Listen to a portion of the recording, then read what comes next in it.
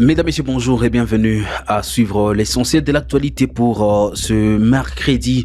Le procès contre l'ancien président de la Commission nationale électorale nationale indépendante CENI s'est ouvert ce mercredi 24 juillet 2024 dans la capitale congolaise. Nous sommes à Kinshasa.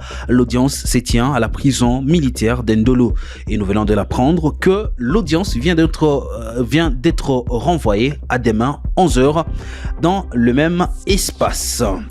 Le gouvernement congolais nie toute négociation avec le rebelle du 23. Le porte-parole du gouvernement de la République démocratique du Congo, Patrick Muyaya, a déclaré lors d'un briefing celui-ci a indiqué que les autorités congolaises ne pourront jamais négocier avec les terroristes du 23.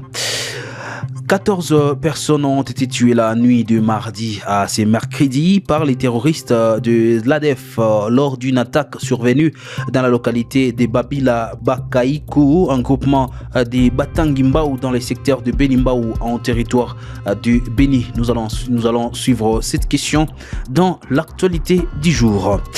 Un conducteur taxi-moto a été tué par balle dans la nuit de mardi à ce mercredi près de la concession des ITVA en commune des Minemi dans la ville commerciale du Butembo. Jackson Boahassa, président de la société civile des Mimeni, à suivre dans l'actualité du jour. Messieurs, dames, pour être à la ligne de l'actualité à l'est de la République démocratique du Congo, Kivu Morning Post, c'est votre chaîne.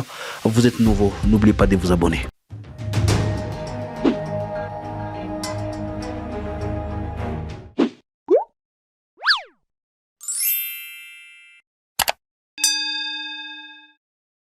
Commençons par ces procès historiques. Le procès contre l'ancien président de la Commission nationale électorale indépendante CENI et qui vient donc d'ouvrir ce mercredi dans la capitale congolaise Kinshasa. L'audience se tient à la prison militaire d'Endolo. Selon l'agence congolaise de presse ACP, les procureurs militaires ont invité mercredi la cour militaire de Kinshasa Gombe en République démocratique du Congo de juger par défaut une vingtaine de prévenus absents à l'audience pour raison de fuite. Sur une liste de 25 accusés, seuls 5 ont comparu devant la barre. Le 20 autres étaient considérés comme en fuite. Corneille Nangaa, président de l'Alliance du fleuve Congo AFC, et ses co-accusés sont poursuivis mercredi pour crimes de guerre, participation à un groupe criminel et trahison devant la cour militaire de Kinshasa, accusés d'avoir créé un groupe armé qui combat l'armée régulière aux côtés de l'armée rwandaise. Suivez les condensés de la liste de ceux qui sont inculpés. Sur cette liste complète de personnes accusées par la justice congolaise figurent Corneille Nangaa, président de l'AFC, le général Nzira Makenga Rouza Ndiza Emmanuel, alias Sultani, commandant militaire de l'AFC en 23, le colonel Biamungu Bernard, devenu général et commandant adjoint d'IAN 23, Major Ngoma Willy, porte-parole d'IAN 23, aujourd'hui lieutenant-colonel, Safari Bichorilik, Samafu Makino Nikez, Nangaa Basemanye Nkuba Shebandu Eric alias Malembe, Nkangia Nyamacho alias Microbe, Monkango Nganga Brenda, Ilunga Kalonzo André, Chibimba Kalonji Ange, Malgi Walifetu Henri, Biyoyo Yahunze Josué, Chaloe Monkutu Adam, Alumba Lukamba Omokoko JP, Kisola Yannick, Bissima Bertrand, Lubanda Nasinda Yvette, Kaj Kayembe Fanny, Mamba Kabamba Jean-Jacques, Lubala Ntwali Fabrice, Laurence Kanyuka, point focal du 1-23, Delions Kibulungu, Paluku Kavunga Magloire, ancien journaliste au Nord Kivu, rappelant que l'annonce de ces procès intervient alors que des révélations ont été faites faisant allusion à des négociations entre le gouvernement congolais et l'Alliance du fleuve Congo, bar 1-23 à Kampala. Le gouvernement a nié ces négociations malgré la confirmation d'un officiel à Kampala et des sources au sein du 1-23. Le gouvernement congolais nie toute négociation avec le rebelle du 1-23, le porte-parole du gouvernement de la République démocratique du Congo.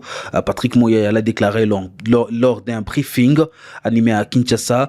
Celui-ci a indiqué que le gouvernement, les autorités congolaises ne pourront jamais, alors jamais, négocier avec les terroristes du 1-23. Suivez ses commentaires. Dans une dépêche lundi, des sources concordantes ont déclaré à l'agence France-Presse AFP que des négociations ont été amorcées à Kampala entre une délégation congolaise et celle de l'Alliance du fleuve Congo, Barra 23. Les choses doivent être bien claires. Je pense que vous avez perçu comme nous l'agitation qui s'observe dans les groupes de terroristes. Une agitation, un empressement à penser qu'il pourrait avoir l'occasion de se retrouver avec le gouvernement autour de la table pour discuter de quoi que ce soit. Nous l'avons dit et redit ici, il est hors de question d'envisager une quelconque forme de dialogue et de négociation avec ces terroristes que je m'abstiens de citer, a déclaré Patrick Mouyaya, porte-parole du gouvernement. Les cadres où les discussions peuvent se faire, c'est à Luanda avec le Rwanda, et c'est le cadre qui a été choisi, a-t-il ajouté. Depuis le mois de juin, les rebelles du 23 soutenus par le Rwanda ont lancé des offensives dans la partie nord de la province du Nord Kivu, où ils ont pris le contrôle des localités de Kirumba, Kanyabayonga et Kaina. Les États-Unis, qui tentent de désamorcer la crise, ont annoncé une nouvelle trêve humanitaire de 15 jours jusqu'au début du mois d'août, trêve qui aurait été négociée par Kinshasa et les rebelles soutenus par le Rwanda. Parlons de la situation dans les Grands Nord. 14 personnes ont été tuées la nuit de mardi à ce mercredi 24 juillet 2024 par les terroristes de l'ADF lors d'une attaque survenue dans la localité de Babila Bakaïkou, un groupement de Batangimbao dans les secteurs de Benimbao en territoire de Beni. Nous sommes dans la province du Nord Kivu. Esdras Maté, vice-président du conseil territorial de la jeunesse du territoire de Beni, a indiqué que 9 corps sont déjà ramené à Oicha, chef-lieu du territoire de Beni. Il appelle les autorités militaires à intensifier les opérations Nord Kivu et en Ituri au même moment, car selon lui, l'ennemi continue à sillonner la zone. Toujours dans la partie Grand Nord, un jeune conducteur des taxis-motos a été tué par balle dans la nuit de mardi à ce mercredi 24 juillet 2024 auprès de la concession des ITVA en commune de Kimemi dans la ville commerciale de Butembo. Selon Jackson Boahassa, président de la justice civile de Kimemi, la victime a été abattue par des inconnus alors qu'il rentrait chez lui avec sa femme. Les assaillants ont également emporté une importante somme d'argent et la moto du jeune couple.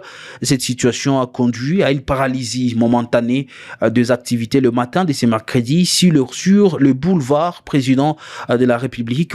Les conducteurs des taxis-motos ont voulu paralyser la circulation pour exprimer leur indignation. Quelques minutes plus tard, les activités socio-économiques ont repris leur cours normal. Suivez Jackson Boahassa, joint par notre correspondant dans la région des Grands Nord, Isaac Bingeve.